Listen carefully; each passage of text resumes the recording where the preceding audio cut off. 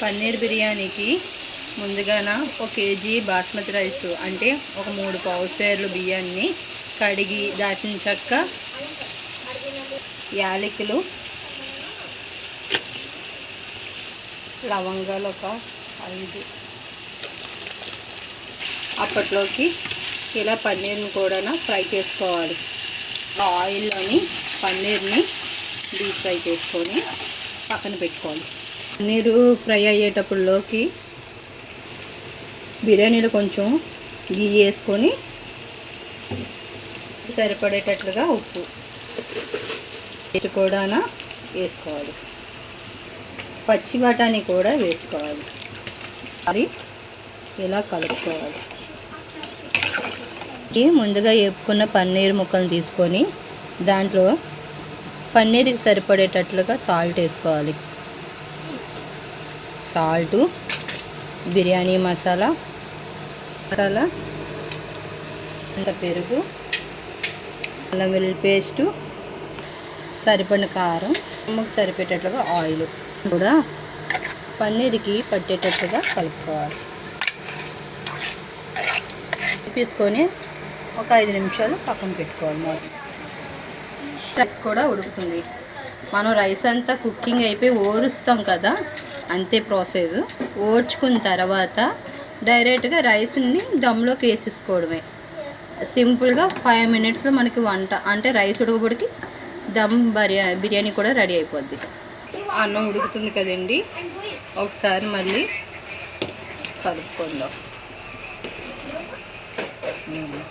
అన్నం ఫుల్గా ఉడికిపోవాలి. తెచ్చుకొని ఆల్రెడీ మనం దమ్ పెట్టుకున్నాం కదా, దమ్ని కొంచెం దగ్గరగా ఫ్రై చేసుకుందాం.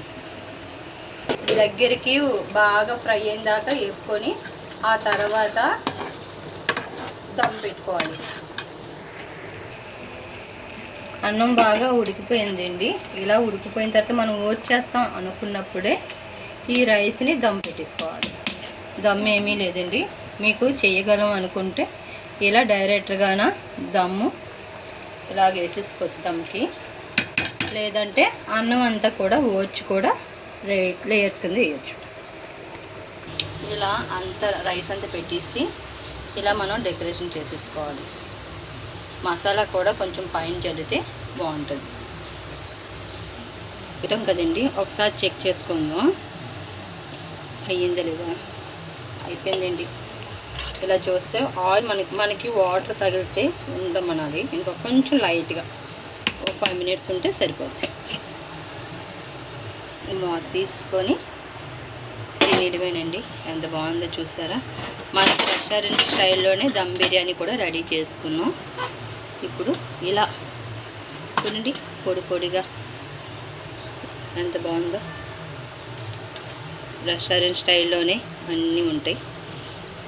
ఇప్పుడు ఇలా కింద నుండి ఇలా వేసుకోవాలి. గోనండి పన్నీర్ మనం చివరిని కదా దమ్ పెట్టాం. ఇంకో పన్నీరు బాగుంది, మంచి స్మెల్. స్టైల్లోని పన్నీర్ బిర్యానీ రెడీ అయింది. చూస్తుంటే నోరు ఊరిపోతుంది. ఇంకా తింటే ఎంత బాగుందో. అన్నీ పర్ఫెక్ట్గా సరిపోయండి. మీరు ఒకసారి ట్రై చేయండి. మా ఛానల్ వైపు చూడండి. ఇలాంటివి ఎన్నో వీడియోస్ కావాలంటే ఒకసారి అడగండి. మీకు ఏంటంటే వంటలు కావాలో కూడా మమ్మల్ని అడిగితే వీలైతే ట్రై చేస్తాను.